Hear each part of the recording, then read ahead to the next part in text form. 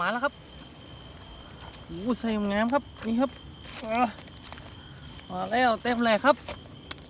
โอ้มีผมว่ามียังต่ำ4 ถึง 5 ขีดเลยนะครับนี่ต่อ